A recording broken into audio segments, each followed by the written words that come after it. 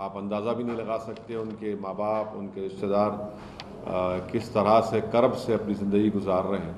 तो उम्मीद करता हूं कि भारत सरकार फ़ौरन अपने असर और रसूख़ात को इस्तेमाल करते हुए रशिया की गवर्नमेंट से कहेंगे और इन नौजवानों को सेफली बहिफाजत भारत को लेकर आएंगे। नहीं, ये सबसे पहली बात यह है कि ये जो एजेंट दुबई में बैठा है, अगर वो भारत का शहरी है तो हम आराम से, क्योंकि दुबई यूएई भारत का एक हमारा स्ट्रेटेजिक पार्टनर है, हम इसको वहाँ से बुला सकते हैं।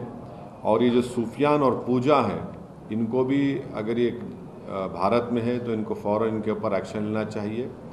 और दूसरा ये कि जो रशिया में जो ये भारत के एजेंट बैठे हैं, रमेश और मोइन, इनको भी हम रशिया की गवर्नमेंट से बात करके इनको एक्सट्राडिट करें। ये भारत के नौजवान, बेरोज़गार नौजवानों का एक्सप्लॉयटेशन कर रहे हैं और यकीनन नौजवान चाहता है कि उसको नौकरी मिले, तो इन लोगों को झांसा देकर, धोखा देकर और जंग के मैदान में लाकर छोड़ दिया जा रहा है। ये सिविलियन लोग हैं, ये कभी ज़िंदगी में ना कभी बंदूक उठाए, ना इनको गोली मालूम, ना इनको इस तरह के माहौल को उन्होंने कभी देखा है। तो ये एक बहुत बड़ा रैकेट है जो हमारे भारत के नौजवानों को एक्सप्लॉयटेशन कर रहा है उनका, और उम्मीद करते हैं कि स्टेट गवर्नमेंट और गवर्नमेंट ऑफ इंडिया इन पर सख्ती से एक्शन लेगी। असेंबली में भी असेंबली चल रही है और कई सारे मुद्दे हैं आपके कार्यकर्ता की भी, वहाँ का आपके नेता की इनफैक्ट हत्या हुई है। बिहार के पॉलिटिकल सिचुएशन को आप कैसे असेस करते हैं? देखिए, हम जब बिहार गए, सीमांचल के इलाके में गए, हमारी वहाँ पर बहुत से लोगों से मुलाकात हुई, पार्टी के लोगों से, आम आदमी से। और सीमांचल का इलाका जो है वो एक बहुत बड़ा एक रूरल इलाका है। तो वहाँ पर हमने देखा कि वहाँ की जनता में बड़ा गम और गुस्सा है, और गम और गुस्सा इस बात से है कि उनको धोखा देकर वोट लिया गया कि आरजेडी और गठबंधन में जितने पार्टियां हैं बीजेपी को रोकेंगे। और उसके बाद आप देखते हैं कि कैसे दोबारा बीजेपी सत्ता में आ गई और नीतीश कुमार ने अपनी आदत और अपनी फितरत के मुताबिक उन्होंने पलटी मारी और बीजेपी के साथ चले गए। तो अगर आज बिहार में बीजेपी सत्ता में है, आरएसएस को इख्तिदार मिल गया है, तो इसकी ज़िम्मेदार ना सिर्फ नीतीश कुमार है बल्कि नरेंद्र मोदी भी हैं और साथ ही साथ तेजस्वी यादव हैं, क्योंकि वहाँ की जनता को उन्होंने कहकर वोट लिया था कि बीजेपी को रोकेंगे। फिर ये लोग साथ गए नीतीश कुमार के, तेजस्वी और गठबंधन के पार्टीज़, कि हम बीजेपी को सत्ता से रोकेंगे। तो ये तमाम चीज़ें जो हो रही हैं, लोगों का एक मजाक बना दिया जा रहा है। लोगों से वोट हासिल करते हैं कि हम बीजेपी आरएसएस को रोकेंगे बिहार में, और फिर उस वोट को ले जाकर बीजेपी के झोली में रख दिया जाता है। तो एक बहुत बड़ा गम और गुस्सा है। और साथ ही साथ हम देख रहे हैं कि एमआईएम के दो बहुत बड़े नेताओं का वहाँ पर हत्या की गई है। आप देखिए कि गोपालगंज में असलम साहब को गोली मार दी गई, और अजीब व गरीब वहाँ का एसपी है। अरे भाई, क्यों हुआ, क्या हुआ? असली खाती को पकड़ नहीं रहे नीतीश कुमार की सरकार। जिस दिन वो मुख्यमंत्री बने उसी सौगात दे दिया आपने, हमारे एक बहुत बड़े नेता का मर्डर हो गया। सीवान में हमारे एक बहुत बड़े नेता का मर्डर हो गया। ये डेलिबरेट मर्डर हो रहा है वहाँ पर, और वहाँ की सरकार बिल्कुल एक तमाशाई बनी बैठी हुई है। ना कोई एक्शन ले रहे, ना कुछ हरकत कर रहे हैं। इतना करप्शन उरूज पर है वहाँ पर, चाहे वो तेजस्वी थे या आरजेडी थे, अभी भी है, करप्शन उरूज पर है। कोई पूछने वाला नहीं है, जो मनमानी चल रही है वहाँ पर। अखिलेश यादव ने फाइनली आगे पीछे होने के बाद ये अनाउंस हो गया कि कांग्रेस का यूपी में पिछला इलेक्शन लड़े थे, इस बार भी जाएंगे, और इस गठबंधन से, चाहे बिहार हो चाहे यूपी हो या फिर महाराष्ट्र में गठबंधन की बात हो, इस पूरे गठबंधन को कैसे देख रहे हैं? क्या बीजेपी को रोकने के लिए सक्षम होंगे? क्या ये इंक्लूसिव है? आपसे कोई चर्चा हो, आपको अगर इनवाइट मिले तो क्या आप जाएंगे? देखिए, अखिलेश यादव ने 2014 का चुनाव हारा बीजेपी के खिलाफ, 2017 का चुनाव हारा, 2019 का लोकसभा का चुनाव हारा, फिर 2022 का चुनाव हारे। और इन 4 चुनावों में ख़ास तौर से जो पिछला विधानसभा का चुनाव हुआ 2022 का, समाजवादी पार्टी की तारीख में, इनकी हिस्ट्री में इतना मुस्लिम वोट उनको कभी नहीं मिला, और उसके बावजूद भी वो बीजेपी को नहीं रोक पाए। तो ये बार बार ये बोलना, ख़ास तौर से अल्पसंख्यक मुस्लिम समाज से आकर के हमको वोट दे दीजिए, हमको वोट दे दीजिए, ओवैसी को गाली देते हैं, एमआईएम को क्या क्या गालियों से नवाजते हैं, फिर भी बीजेपी को नहीं हरा पाते हैं। इसकी वजह क्या है? मैं तो नहीं हूँ उसकी वजह। कितने चुनाव हारेंगे अखिलेश यादव समाजवादी पार्टी? तो ये गलती उनके पास है। अब फिर कहेंगे कि हम बीजेपी को रोकेंगे। आप तो 4 चुनाव हार चुके हैं। आपके सलीम शेरवानी साहब 5 मरतबा के एमपी आपको छोड़ चुके हैं। स्वामी प्रसाद मौर्य जो आपके पार्टी के वाइस प्रेसिडेंट थे, वो आपको छोड़ गए हैं। आपकी अलाई पार्टनर अपना दल की, वो आपसे नाराज़ हैं। तो ये ज़मीनी हकीकत कुछ और ही बता रही है वहाँ पर। तो अब देखते हैं, नहीं मालूम हमारी पार्टी का कहाँ तक सवाल है। हमारे पार्टी के अध्यक्ष शौकत साहब से हमारी बातचीत चल रही है, और वो ये कह रहे हैं कि हमको भी लोकसभा का चुनाव वहाँ पर लड़ना चाहिए। कुछ सीटों को लोकसभा के पार्लियामेंट कॉन्स्टिट्यूंसी की उन्होंने हमसे बात की है, निशानदेही की है। तो हमारी बातचीत चल रही है, अभी बताना बहुत जल्द होगा। वैसे ही महाराष्ट्र में इम्तियाज़ जलील साहब वहाँ पर, और हमारे जो पार्टी के ऑर्गेनाइजेशन के लोग हैं, उनसे भी मेरी बातचीत हुई। उनका भी ये बोलना है कि हमको ये सोचना है कि हम महाराष्ट्र में औरंगाबाद से हटकर भी और भी मुख्तलिफ 4-5 पार्लियामेंट्री कॉन्स्टिट्यूंसीज़ पर अपने कैंडिडेट को खड़ा करना चाहिए। तो इस बारे में भी वहाँ पर बातचीत चल रही है। अभी बहुत जल्दी होगा इस बारे में कुछ बताना, उत्तर प्रदेश और महाराष्ट्र के बारे में। तो जब वक्त आएगा हमारी पार्टी इसका फ़ैसला लेकर, जो इम्तियाज़ जलील साहब और शौकत साहब की जो राय होगी उसको हम सामने रखकर एक अच्छा फ़ैसला लेंगे। और हमारी कोशिश यही है कि तीसरी मर्तबा भारत के वज़ीर आज़म नरेंद्र मोदी ना बने। और हम 2014 में भी कोशिश किए, 19 में भी किए, और 2024 में भी हम कोशिश करने जा रहे हैं। और हम उम्मीद करते हैं कि देश की जनता बढ़ती हुई कीमतों को देखेगी, देश की जनता जो बेरोज़गारी आम हो चुकी है उसको देखेगी, किसान परेशान है, और हमारी डिप्सांग डेमचाक पर 2000 स्क्वायर किलोमीटर पर चीन की फ़ौज कब्ज़ा करके बैठी है। तो ये बहुत बड़े मुद्दे सामने हैं। और बीजेपी जो पिछले 10 साल में जो पॉलिटिक्स कर रही है, वो मेजॉरिटेरियन फॉर्म ऑफ पॉलिटिक्स को उन्होंने फ़रोग़ दिया है, उसको प्रमोट किया है। और साथ ही साथ बीजेपी ने, नरेंद्र मोदी ने भारत की पॉलिटिक्स से, भारत की सोशल लाइफ से, भारत की सबसे बड़ी माइनॉरिटी मुसलमान जो 17 करोड़ है, क्रिश्चियन भी उसमें आते हैं, इन 2 अहम माइनॉरिटीज़ को और दलितों को, आदिवासियों को उन्होंने पॉलिटिकली, सोशली मार्जिनलाइज करके रख दिया है। तो ये भी एक चीज़ है। सर, एक बात ये है कि बीजेपी जिस तरह एक नया प्रकार, हाँ, ना नफरत है ना खाई है, मोदी आपका भाई है। हाँ, क्या है? ना नफरत है ना खाई है, अच्छा, मोदी आपका भाई है। तो भाई अगर मोदी भाई है तो बिल्किस बानो उनकी बेटी या बहन नहीं है क्या?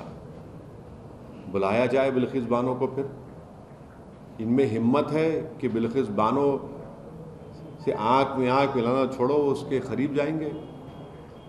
आपने दिल्ली में 600 साल पुरानी मस्जिद को डिमोलिश कर दिया।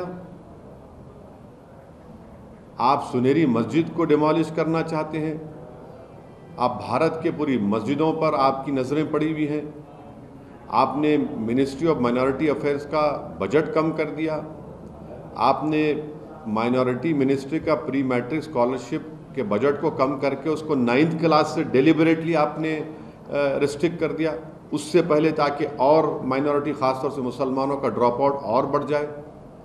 मौलाना आज़ाद फेलोशिप को आपने ख़त्म कर दिया ताकि मुसलमानों के बच्चे और बच्चियां फेलोशिप ना कर सकें। ये आपका है कारनामा। आप बजट तो अनाउंस करते, उसका कितना खर्च होता बताइए। 2022 का जो बजट है उसमें से 38% भी खर्चा नहीं हुआ। क्या बात कर रहे हैं लोग। आपके पास एक मुस्लिम एमपी नहीं है, एक मुस्लिम मिनिस्टर नहीं है आपके पास। आए दिन गाली दी जाती है। जहां पर बीजेपी सत्ता में मीरा रोड में बुलडोज़रों के ज़रिए आपने मुसलमानों के कारोबार को डिमोलिश कर दिया, घर को डिमोलिश कर दिया।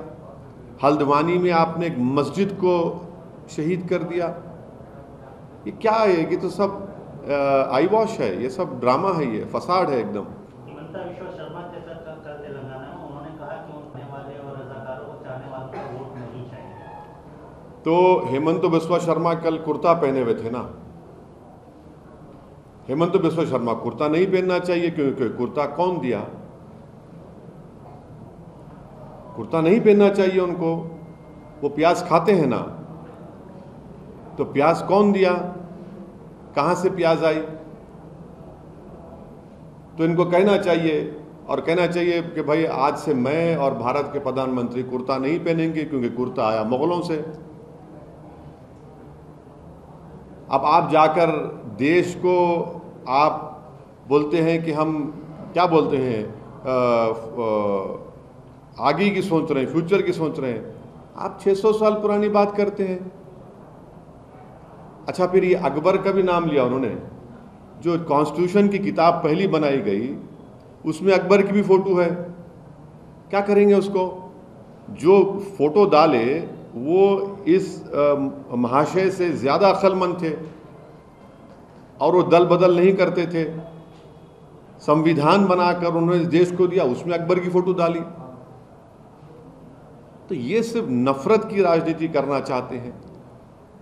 और हम जो है भारत के 17 करोड़ मुसलमान मुगलों के स्पोक्स पर्सन नहीं है हम, मगर हिस्ट्री है। हिस्ट्री को कैसा आप डिनाई कर सकते बताइए? हेमंत बिस्वा जी ने कल ये भी कहा था कि एक तो इन्होंने कहा कि इनके वोट उनको चाहिए कि वोट है वो भाजपा के साथ है, और खासकर जो देश की संस्कृति का सम्मान करते हैं वो सारे माइनॉरिटीज जो है वो भाजपा को चाहते हैं। नहीं, संस्कृति के माने क्या है? संस्कृति के माने ये है कि मैं गोलवालकर और पंडित दीनदयाल गोलवालकर की बंच ऑफ थॉट्स, या वी और नेशन और डिफाइंड, या इंटेग्रल ह्यूमनिज्म जो किताब पंडित दीनदयाल उपाध्याय लिखी, या सावरकर की हिंदुत्व किताब, इनको मान लूं तो ये है क्या? देश की संस्कृति तो कॉन्स्टिट्यूशन है। तो आप कौन होते हैं मुझे बोलने वाले? आप तो वहां पर बहैसियत आसाम के मुख्यमंत्री के उन्होंने कई मदरसों को डिमोलिश कर दिया और डिजास्टर मैनेजमेंट एक्ट का गलत इस्तेमाल करके। आप तो जो सुप्रीम कोर्ट मॉनिटर्ड एनआरसी हुआ उसको एक्सेप्ट नहीं करते। ये वहां पर उन्होंने कॉन्स्टिट्यूंसीज को जरीमैंडरिंग करके रख दिया वहां पर, ताकि डेलिबरेटली मुसलमान ज़्यादा ना जीत सके असेंबली चुनाव में। तो ये उनका हेट्रेड है। नोटिफिकेशन में कुछ सप्ताह बच रहे हैं सर। अपोजिशन एक तरफ से हफ्ते में हैं, लोग चर्चा कर रहे हैं। कल हिमंता विश्व शर्मा ने तेलंगाना को लेकर ये भी बोला कि शायद यहाँ 50 दिन के अंदर चुनाव हो जाए। खैर, अच्छा, अरे 50 दिन तो इसका मतलब वो हेमंत बिस्वा शर्मा शायद अब अनऑफिशियल इलेक्शन कमिश्नर बन चुके हैं क्या? इनको क्या मालूम जो हमको देश को नहीं मालूम हो रहा है? तो सर ये जो अपोजिशन इंडिया अलायंस है, एनडीए अलायंस है, क्या इंडिया अलायंस एनडीए को रोक सकती है, या एनडीए की ताकत में जो अब बात हो रही है 400 पार की, उसको आप कैसे देखते हैं, और इंडिया अलायंस कहाँ देखते हैं? देखिए, आपका सवाल गलत इसलिए है क्योंकि मैं उसका हिस्सा नहीं हूँ, और मैं उस पर क्यों अपनी राय दूंगा जब मैं उसका हिस्सा नहीं हूँ? मैं उस पर कुछ नहीं बोल सकता। आपको अगर बुलाया जाए सर, हाँ? आपसे बात की जाए, आपसे चर्चा की जाए, इंडिया अलायंस अगर आपकी तरफ दरवाजा खोले तो आप क्या स्वीकार करेंगे, जाएंगे? अब आशीष साहब, अब देखिए, ये बारात तो बन चुकी है। अब इसमें बैंड बाजे की पार्टी में नहीं बन सकता। समझे ना। अक्सर होता ये है कि हमको बैंड बाजे के तौर पर इस्तेमाल किया गया भारत के मुसलमानों को, और बैंड बाजे की जो पार्टी होती है वो दूल्हा तो चले जाता है जहाँ पर उसका निकाह या शादी होता है, जो बैंड बाजे वाले हैं तो उनको बोलते हैं बाहर रुक जाओ। तो मैं तो बैंड बाजे का नहीं हूँ।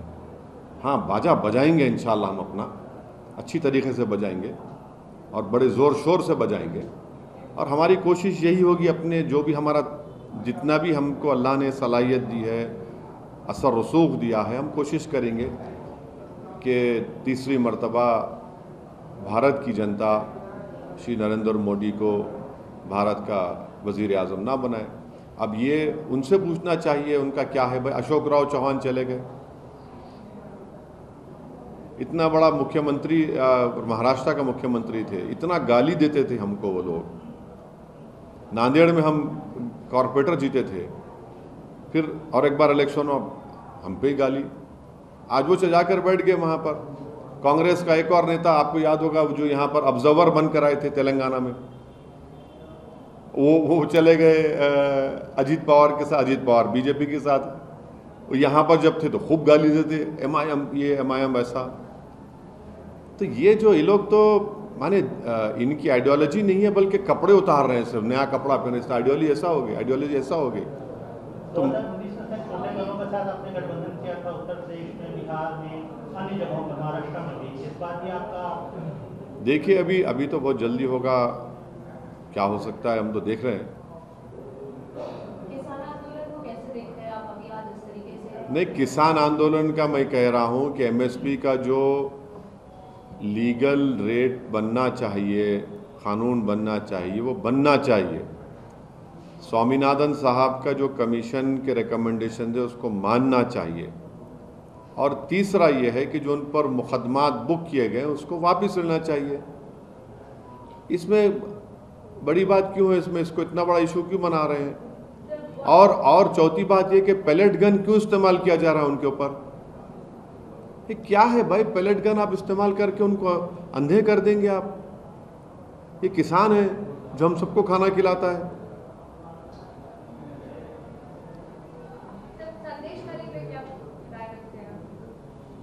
आपकी राय तो अलग है, आप लोग तो उसको ऐसा दिखा रहे हैं कि मुसलमान जिम्मेदार है उसका। आप लोग ये नहीं दिखा रहे हैं कि वो जो क्रिमिनल है उसके 2 साथी कौन है, मुसलमान है। एक गलती हुई है, हम यकीनन उसमें जो ख़वातीन का, महिलाओं का एक्सप्लॉयटेशन जो हुआ इसका कंडेम करते हैं, मगर इसको आप हिंदू मुस्लिम करके दिखा रहे हैं। क्यों हिंदू मुस्लिम करके दिखा रहे हैं आप? यकीनन वहाँ की गवर्नमेंट का एक फेलियर है और उसको भी आप कम्युनल कलर दे रहे हैं। वो जो मेन एक्यूज्ड है, जो अभी फरार है, उनके 2 साथी तो मुसलमान नहीं है ना। उसको हम जो भी अगर एक्सप्लॉयटेशन हुआ है उसको पूरी ताकत से हम कंडेम करते हैं।